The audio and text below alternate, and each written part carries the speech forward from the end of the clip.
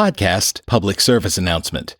You're about to hear an episode in the middle of a multi-part show arc. If you haven't heard the previous episodes, we suggest you skip back to part 1 of this topic in the feed and listen in order. All right, Paranoid Strain Orchestra, hit it.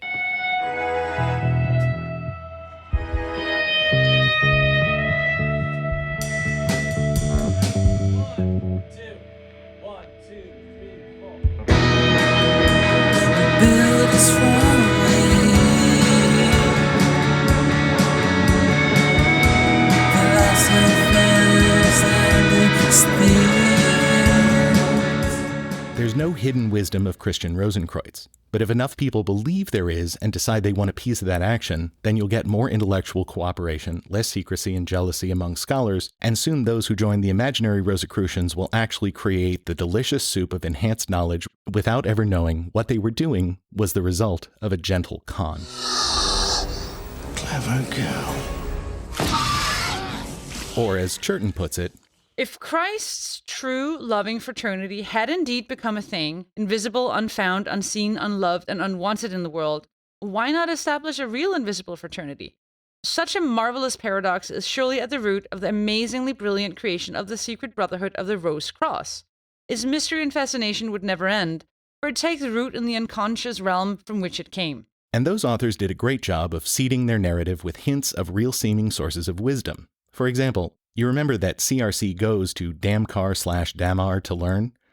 Churton thinks this reference is to a genuine intellectual community of Baghdad called the Sabians, whom he suggests were less of a religious and more of a philosophical community, taking as their holy text the Hermetic Library of Hermes Trismegistus.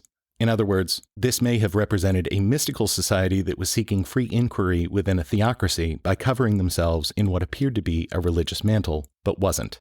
The Sabians, along with other mystical groups like the Yazidis and the Sufis, were intellectual catnip to Europeans who came to expect this kind of learning to gradually make its way from west to east. By having CRC learn from these cats, he was immediately granted legitimate-seeming bona fides. Fascinating. So what happened after the publication? As we noted earlier, there was a huge wave of responses to these tracts, both pro and con. And in addition, because the society claimed to be secret, but scattered throughout Europe, suspicion immediately fell on the major galaxy brains of the time. Surely, for example, René Descartes, the guy who coined I Think Therefore I Am. See the first reality show for more on him. He must have been a member, right? He immediately fell under suspicion upon his 1623 return to Paris, at least partially because he had traveled around Germany as a volunteer soldier for the preceding few years, meaning he had been spending time in the place where the Rosicrucian furore had started, which in turn, depending on who was writing on the topic, either meant that he was part of a new dawning of wisdom or that he was part of an evil, destabilizing, revolutionary force. In other words, that he was a Rosicrucian. So what was a brilliant mathematician and philosopher, who was not in fact a part of this non-existent organization, to do? Quoting Churton, he made himself visible about town. How, he reasoned, could anyone suspect he was a brother of the Rose Cross? Had not everyone heard? The infernal brethren were invisible. Furthermore, he reasoned, having sport with the credulous inquiries of friends, it was that very invisibility that must have prevented his finding the fraternity in Germany. Part of the reason that it could be dangerous to be associated with the idea of the Rosicrucians during this period was that they were in many areas seen as revolutionaries, even a sort of proto-communist menace. Note the fact that the 3 books that kicked things off are even now known not as the Rosicrucian books, but as manifestos. That is, quoting Churton, programs of revolutionary reformatory action on a global scale. Not just the authorities and anti-Rosicrucians thought this. Churton relates that one Philip Ziegler, arrested in 1626 in London, declared himself king of the Rosicrucians and carried papers indicating that he saw the manifestos as a call for secret revolutionary action. Still, the Invisible Brotherhood remained invisible, in spite of the fact that everyone and his brother was trying to figure out how to contact them and join. The question was, join how? The very end of the Fama assures potential adherents that, even though they would remain anonymous, the members of the group would hear all petitions for membership. And although at this time we make no mention either of our names or meetings, yet nevertheless everyone's opinion shall assuredly come to our hands, in what language soever it be, nor anybody shall fail who gives but his name to speak with some of us, either by word of mouth, or else, if there is some letter, in writing. And this we say for a truth, that whosoever shall earnestly and from his heart bear affection unto us, it shall be beneficial to him in goods, body, and soul. But he that is false-hearted, or only greedy of riches, such a person first of all shall not be able in any manner of wise to hurt us, but will bring himself to utter ruin and destruction. And so throughout Europe, ambitious young scholars, desperate for the lives of brotherhood and scholarly contemplation promised by the Rosicrucians, printed and posted their pleas to be contacted by the mysterious group ASAP so they could sign up for the intellectual revolution. On reflection, the call for new members issued by the Rosicrucian manifestos is kind of a perfect system. The tracts themselves claim that the Brotherhood will contact the worthy, right? So if you send out a request and you don't hear back, maybe you're not worthy. Or maybe they just haven't gotten around to contacting you yet. Or maybe you decide that whether they accept you or not, you're going to form your own Rosicrucian society, and then you'll be the one doing the accepting or rejecting. And thus, real-life Rosicrucian societies eventually arose because people believed that they already existed. Churton again. Then the stroke of genius. In responding to the story, you would have to find the fraternity for yourself and in yourself. For did not St. Paul say that his real life was hid with Christ in God? Mackintosh relates a number of stories of the best and brightest of Europe who responded to the call of the illusory brotherhood and sought to join the new order. We picked one of these to exemplify the group, as it really seems to us to underline exactly how exciting and alluring the idea of membership in an intellectual society based on ancient wisdom was for young, educated, rudderless men raised in these tumultuous times. Joachim Morsius was born in 1593 in Hamburg, and though he was a theology student, became interested in the more exotic topic of esoteric knowledge and alchemy while he was still young. He was ambitious. Quoting Mackintosh, he yearned for an international reputation as a scholar, and in search of it, made a long series of journeys to foreign countries. Which is great. Go forth and gain wisdom, young Padawan. But the problem is the expense of these travels, coupled with the cost of self-publishing his alchemical and other musings, quickly drained his inheritance, and he actually ended up in debtor's prison until he was sprung by the help of the King of Denmark. A detail that we can't help but think could be the plot for a whole novel? Or one of those Oscar-bait Shakespeare-adjacent period films? Hamlet 2, The Redemption of the Rosicrucian Debtor. Theaters on HBO Max, June 2023. But all of these perambulations and erudite scrivenings, though they earned him a good reputation among fellow scholars, didn't result in a permanent, well-funded academic position or in the level of recognition he craved. Again, Mackintosh. His mind was too restless and fleeting, and it is characteristic of him that he should have spent so much of his life searching for the true Rosicrucian wisdom. And here we reach the crux of the reason for this little character vignette. For young and hungry minds like Morsius, especially those who found themselves constitutionally incapable of buckling down and dedicating a whole career to the detailed and laborious work of developing true expertise, Rosicrucianism was pure catnip. Born today, Morsius and his cohort might have glommed onto the so-called intellectual dark web, or Bitcoin, or modern monetary theory, or Greta Thunberg stanning.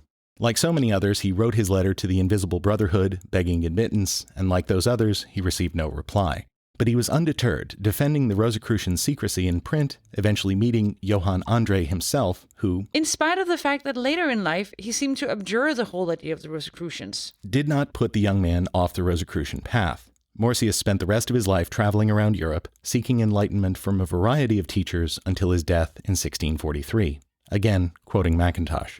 Morsius was seeking along secret paths to attain the higher knowledge of hidden worlds, to unveil the ultimate mysteries, and from the very basis of things to bring forth a new era. He may have failed in the search, but the dream was to continue, being nurtured in other minds. Indeed it did. One of the books we read for this series, the generically titled Secret Societies by John Lawrence Reynolds, didn't turn out to be a great resource, but did have a couple of pithy observations.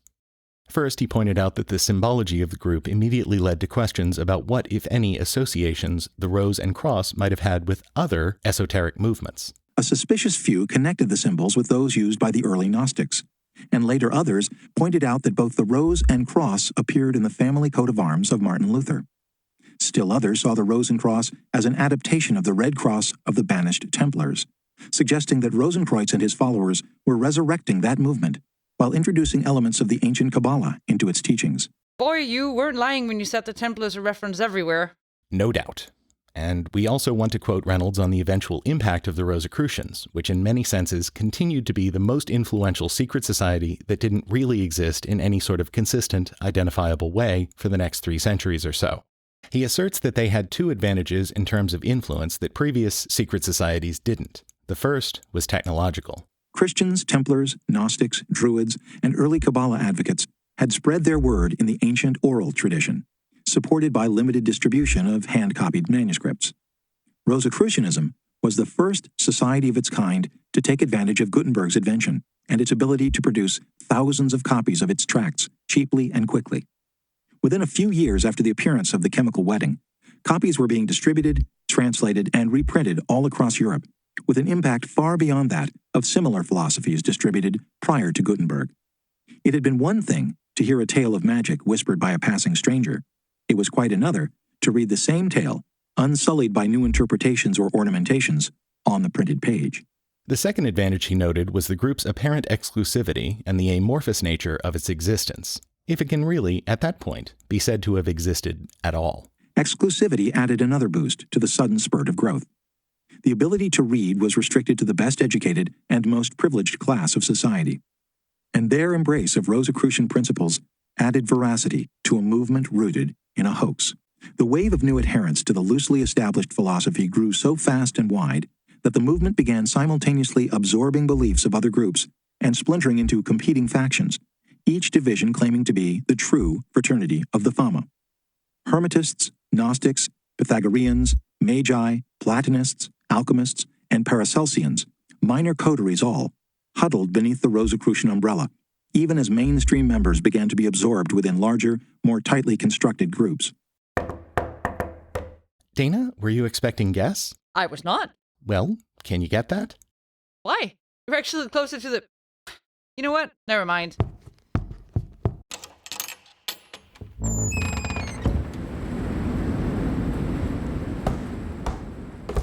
Dana, who the hell is at the... Oh my god! It looks like we're in for an announcement.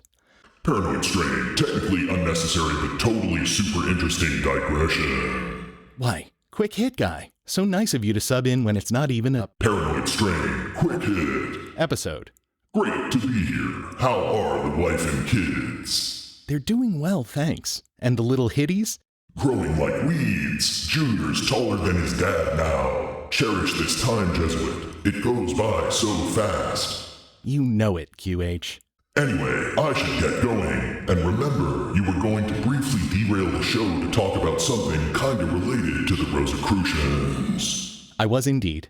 Let me get back to that, but really, good to see you. It's been too long. Paranoid strain, quick hit guy, misses all of you too. Let's do this again soon. Can't wait. Dana, let's do this more often. Always a pleasure, Quick. Such a good dude. We really don't see him enough.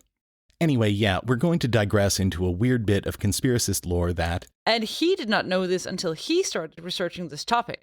actually involves the phenomenon of Rosicrucianism as well as one of the most interesting figures of the period, Sir Francis Bacon. So let's take a few minutes to walk through this theory, which is fun and harmless and very probably not true.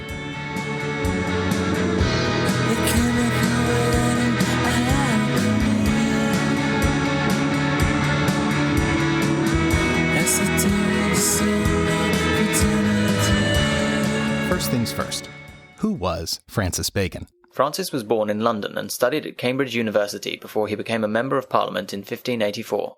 Bacon was a keen scientist and challenged the Aristotelian methodology that debate and argument by learned men was the only way to discover scientific truth. Bacon's political roles continued, and he was appointed Lord Chancellor, the most powerful political position in England at the time, and after this was made Viscount St Albans. His political career finished after he admitted accepting bribes, and he was fined, imprisoned and banished from the court, as well as from Parliament. He was later pardoned by the king, but retired to his home in Hertfordshire, where he continued his scientific writing until he died of pneumonia. Thanks, random YouTube clip. Yeah, Frankie Porkbelly was born with a silver spoon in his mouth, but is one of that rare sort who leverages his highborn status to actually do something great. And, to be fair, to take bribes. Yeah, which wasn't great, but on the other hand, he also was one of the architects of the modern scientific method, so let's cut the man some slack. And about that, help us understand, other random YouTube clip, why Bacon's philosophy ended up being so important for subsequent centuries. The philosophy of Francis Bacon went against the deductive reasoning that dominated the age and introduced the inductive method of reasoning, in which the premises are viewed as supplying some evidence for the truth of the conclusion. Bacon placed supreme emphasis on experimentation and thought the results of said experiments should be carefully recorded so that later generations would have a reliable and repeatable conclusion to base future experimentation on.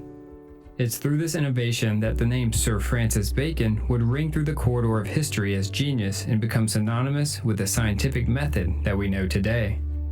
The 20th century historian and philosopher Will Durant said, "It was Bacon who rang the bell to call the wits together, and Europe had come of age." Precisely. He was a truly seminal figure in the development of modern science and almost an avatar of the ideal science man, totally dedicated to spreading the gospel of the inductive method. In fact, it's long been suggested that the pneumonia that killed him in 1626 was contracted as a result of an impromptu experiment where he was studying the effect of snow stuffed into the cavity on the preservation of chicken meat. I'm a sucker for these stories. Scientists so science-y that it kills them. Like Archimedes, who according to legend was sketching mathematical or geometric diagrams in the Greek city of Syracuse amid the Roman sack of 212 BC, and whose last words to the Roman soldier who ran him through with a sword was Latin for, "Please don't disturb my circles." Again, probably didn't happen that way, but still, super badass. Paranoid strain. Digression. Okay, we're back on track. So anyway, Bacon was a famous intellectual in the early 17th century when the Rosicrucian manifestos appeared, which means, just as we saw earlier with Descartes, he was suspected of being part of the secret society of invisibles announced by the Fama and the Confessio. As Mackintosh notes, there was good reason for people to make this connection, as many ideas about universal brotherhood and other Rosicrucian-friendly concepts popped up in B-Man's work well before the tracts were published. And there are still more marked reflections of Rosicrucian thought in Bacon's posthumously published New Atlantis, where specific allegorical references to the first two tracts appear to have been intentionally added to his vision of a utopian society. Researchers have definitely acknowledged that in his later years, Bacon absorbed and then used the ideas and symbolism of the Rosicrucians in his work. But of course, many others have gone much further, alleging first that Bacon and his society of fellow thinkers and writers were in fact the origin of the Rosicrucian manifestos. Which is a wild and unsupported accusation, suggesting Bacon somehow is the same person as Johann Andre through an Elvis is Alive-esque plot involving Bacon faking his death in a chicken freezing incident, migrating to Germany, and writing under the Andre name until his death. Which, if you're using the actual Andre's lifespan as a guide, would have been at the age of 133. So that's pretty fucking nuts. But that's not the famous Bacon conspiracy. The famous one makes him not only an innovator of the scientific method, but also the greatest writer in any language at any time, ever. Some researchers believe that a spiritual encounter with Pallas Athena gave Bacon the inspiration for his life's work. Well, in some of those cipher writings that he had written, he writes there how this, he heard an heavenly voice. The voice he heard inspired him towards secrecy and to imitate the work of God. Baconian scholars believe that Bacon's revelation led him to develop a series of theatrical works that would teach the English people and transform them into a nation that could one day dominate the world and resurrect the Atlantean dream. Believing that he put away popular applause as his heavenly voice had commanded, he is said to have written behind the identity of William Shakespeare. Shakespeare is a synonym for Apollo and Pallas Athena. They're both known as shakers of the spear in classical tradition, and the spear represents a ray of light, a ray of wisdom, and they shake that spear at the dragon of ignorance. Exactly what Ben Jonson says in his preface to the Shakespeare Folio, to shake a lance at the dragon of ignorance. Pallas Athena she shook her spear at the eyes of ignorance, so she was the spear shaker.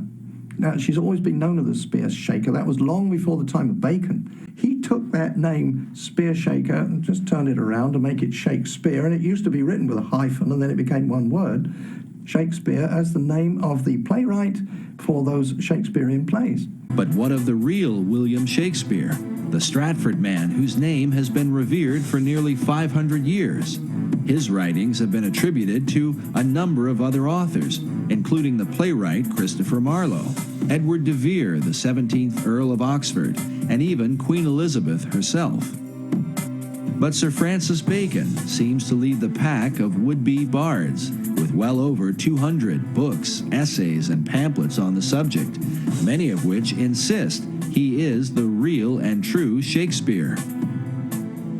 There is a mystery because when you look at the plays, everything that's in them and what lies behind them in terms of experience, knowledge, and so on like that's expressed through the plays, and the philosophy in the plays, and so on like that, they do not match up with what we know of the life of the actor. In fact, the life of the actor is quite well known. There's quite a lot of research been done on William Shakespeare Stratford, so a lot is known about his life, and none of it matches up what you can deduce from the author from the plays themselves.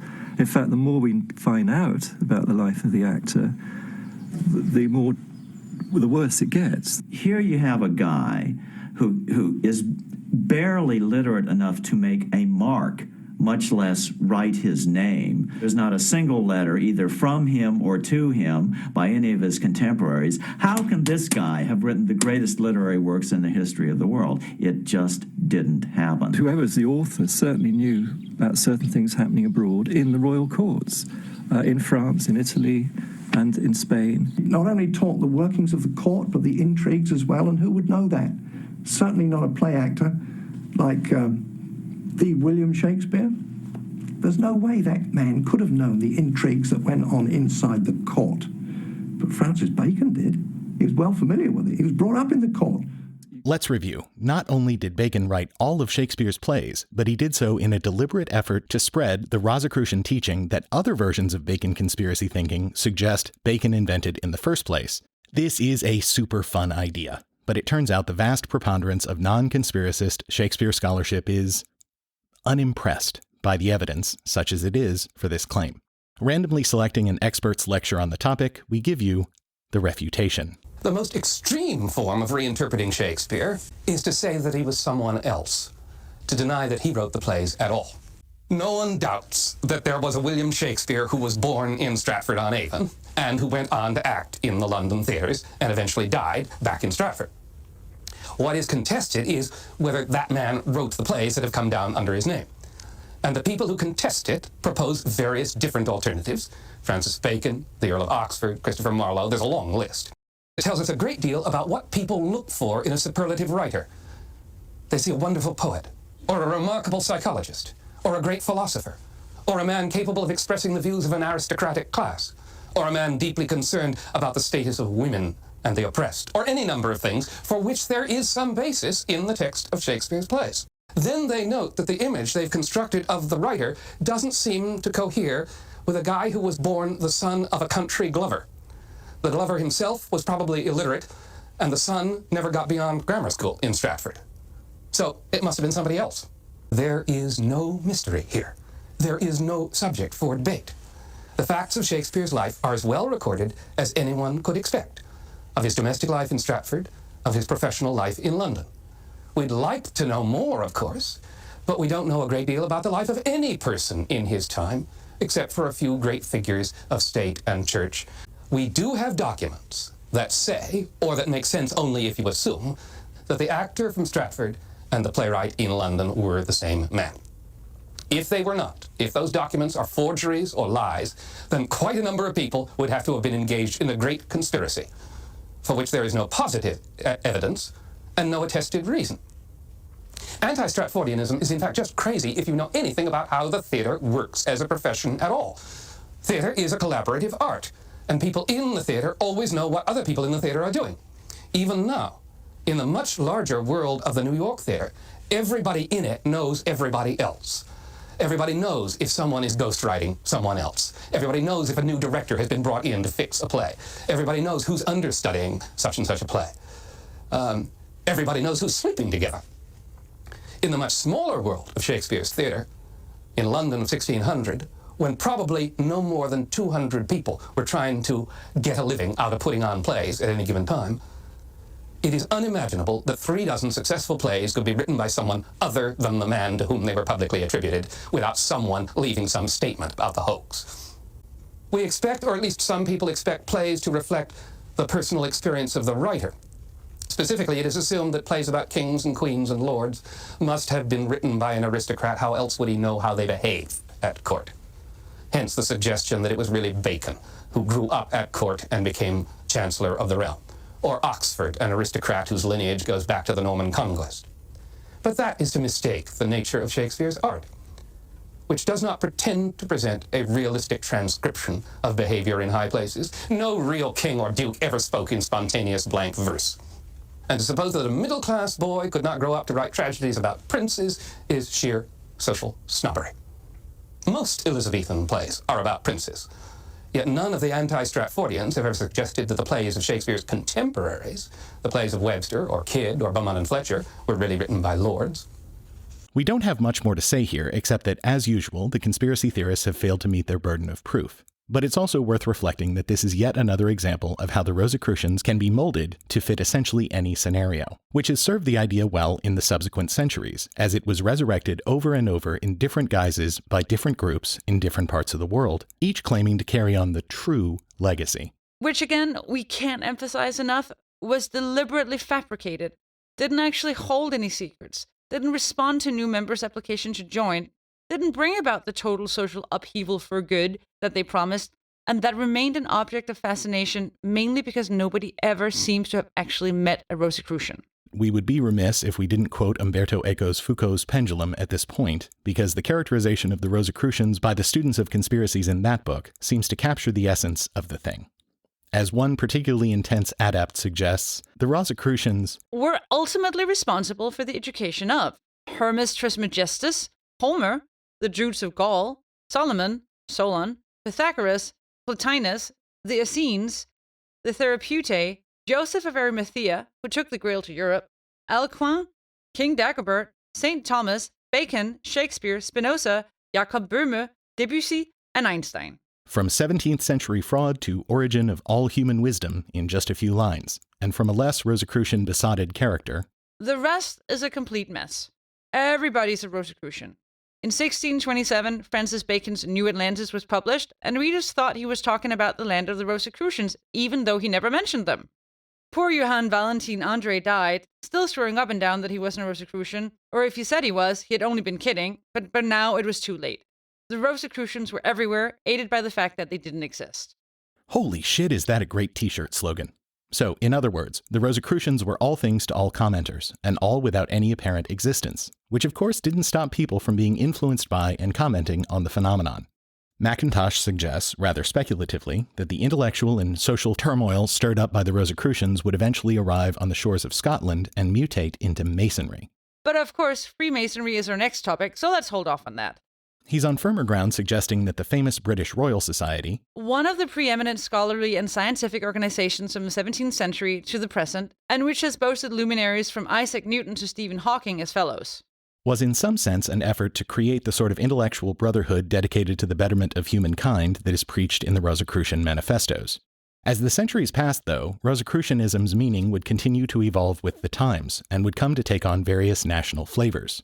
As Churton notes, by the time a real, genuine, organized version of this 17th century fever dream, with actual members and everything, appeared in the subsequent century, the focus had turned from an international fraternity dedicated to the study of all wisdom into a series of mostly intra-country groups focused on one subject above all others. Alchemy. Yes, that brief mention that CRC could turn lead into gold in the Fama eventually became the 18th century's primary Rosicrucian ideal. And there's more interesting history here, but we think the most fascinating story within the various tales of 18th century alchemical Rosicrucianism is that of the Comte Saint-Germain.